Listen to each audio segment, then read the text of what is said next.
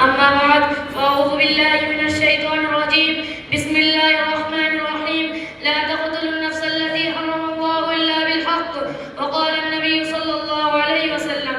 أكبر الكبائر الإشراك بالله وقتل النفس حقوق الوالدين وقول الزور رلاتی ہے تیری حالت اے مسلمان مجھ کو رلاتی ہے تیری حالت اے مسلمان مجھ کو کہ عبرت خیز ہے تیرا فسانہ سب فسانوں میں برادران ملت اور حاضرین مجلس آج آپ ریڈیو ٹیلی ویژن میں سنتے ہیں کہ فلاں جگہ دہشت گردی ہو رہی ہے فلاں جگہ دہشت گردی پھیلانے کی کوشش کی جا رہی ہے آج دہشت گردوں نے اتنے لوگوں کو موت کے گھاٹ اتار دیا اتنے لوگوں کی جانیں ضائع ہو گئی اتنے املاک برباد ہو گئے اور ان سارے جرائم کا مجرم اسلام اور اسلام کے نام لیوا کو قرار دیا جا رہا ہے میں اس مختصر وقت میں آپ کو یہ بتانا چاہتا ہوں کہ دہشت گرد کون ہے پوری دنیا میں دہشت گردی پھیلانے والے کون ہے دنیا کی امن و امان اور چین و سکون کو چھیننے والے کون ہے روئے زمین کی باشندوں کی نیندیں کس نے حرام کر رکھی ہے کیا اس کے ملزم معاقدتاً اسلام اور اسلام کے نام لیوا ہے یاد رہے کہ وہ کسی کی سوچی سمجھے سازش نہیں ہے میرے دوستوں اور اسلام کے پروانوں اسلامی تاریخ کا مطالعہ کرنے والے جانتے ہیں کہ اسلام نے ہمیشہ امن و شانتی کی دعوت دی ہے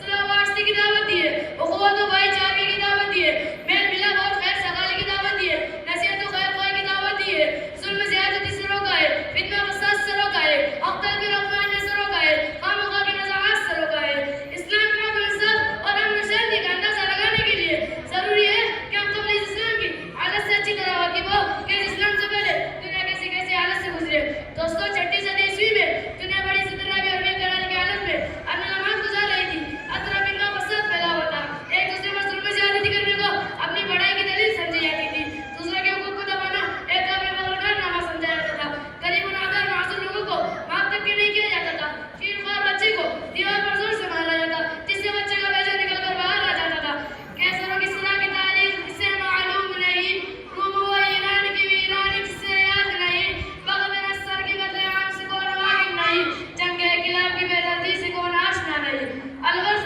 پوری دنیا میں فساد ہی فساد پھیلا ہوا تھا چاہے روم ہو یا ایران پاکستان ہو یا ہندوستان یورپ ہو یا ایشیا روئے زمین کا کوئی خطہ ایسا نہیں تھا جہاں لوگ امن و شانتی کی زندگی بسر کر رہے ہو قرآن کریم ایسی حالت کو بیان کرتے ہوئے قرآن کریم نے کہا ظہر الفساد فی البر والبحر بما کسبت ایدی الناس ایسے خطرناک اور تاریخی ترین حالات میں اسلام رسول ہوتا ہے اور ان مسئلہ ہوئی پریشانی دنیا کو حقوق انسان کا پیغام سناتا ہے امن و شانتی کا پیغام سناتا ہے صلح و واسطے کا پیغام سناتا ہے اسلام کہتا ہے صلح جنگ سے بہتر ہے چاہے چپ کرو صلح حدیبیہ کی تاریخ کس سے یاد نہیں مسلمانوں کو اس میں سب راستے میں کس طرح روکا گیا قرآن کریم کہتا ہے ناجائز کسی کو قتل کرنا جائز نہیں کسی کی املاک کو ہلاک کرنا جائز نہیں ایک دوسرے پر ظلم زیادتی کرنا فساد اور دہشت گردی ہے اور اللہ تعالیٰ فساد اور دہشت گردوں کو پسند نہیں فرماتے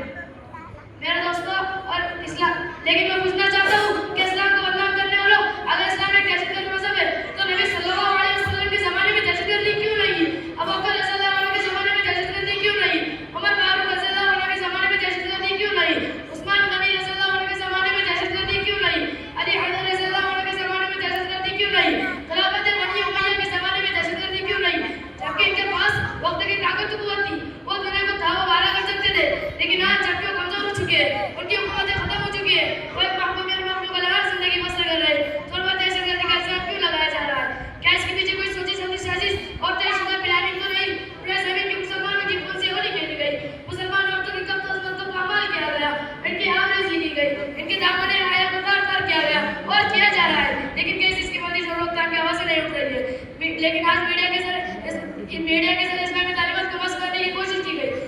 میڈیا میں کبھی یہ نہیں